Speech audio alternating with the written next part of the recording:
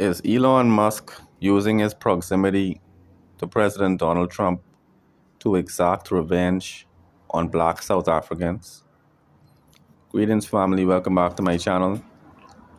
I read earlier today on MSN, a news story came up, and I saw that Donald Trump had commissioned AFRICOM to carry out missile strikes on various targets in South Africa.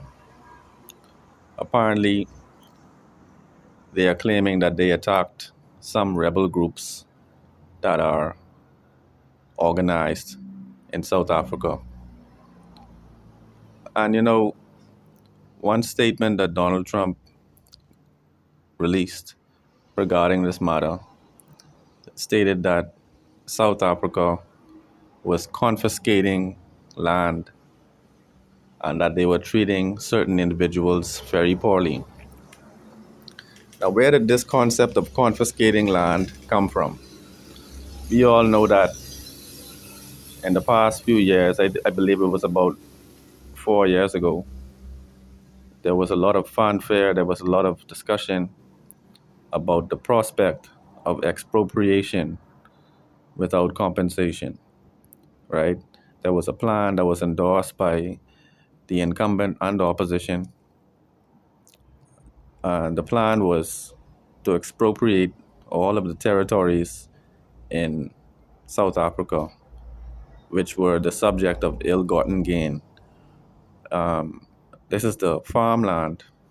I believe about 70% of the arable farmland is owned by foreigners, by persons who basically took this land during apartheid. And the new generation of political leaders had devised a plan to begin expropriation of land. And the white South African population, they had begun to lobby international interests, international groups, to basically turn public opinion against the government of South Africa and its black political leaders, right? We know that the land that was acquired during apartheid is ill-gotten gain. It was not gotten in a free market situation where the land was purchased fairly. This land was basically annexed by the white minority who had devised the wicked system of apartheid. All right, and here we have Elon Musk, who himself is a white South African person, now has the heirs of the President of the United States. And suddenly, there's a missile strike on South Africa. Suddenly, there is mention of the expropriation of this land. Okay, now Elon Musk obviously is in close collaboration and communication with white South Africans. His family is still there. And obviously, he is a person who has the heir of the president. So they can easily call Elon Musk and urge him to use the weight of the United States military or the United States government to put some pressure on the ANC, to put some pressure on the EFF. And I think it's really a despicable situation, family, when we find that even to this day, the descendants of apartheid are collaborating against the black political leaders of Africa.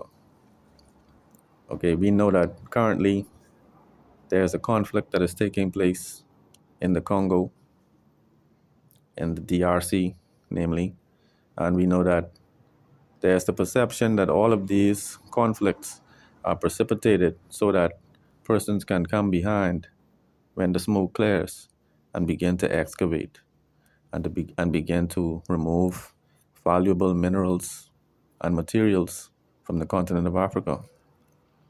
All right, and many of these first world nations view Africa as if it is ripe for the picking, and they will use predatory loans.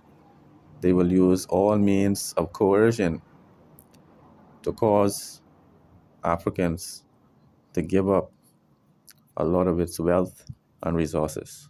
Okay, and so, family, I just wanted to mention this. Elon Musk apparently is now using his position, his proximity to the President of the United States, to carry out revenge on black South Africans. I believe this is a deplorable situation, and it really needs to stop. African leaders need to recognize that to have true autonomy, we cannot allow first world nations to run amok on the continent. Um, Speaking about AFRICOM, apparently AFRICOM is a collaboration between the United States and Africa, and it is basically America's private army in South Africa. And if they can be mobilized in this way, this means that they do not owe their loyalty to the people of South Africa. They are actually working as an agent of a foreign power. That to me spells of trouble. Not doom, but it's definitely a troubling situation in my view.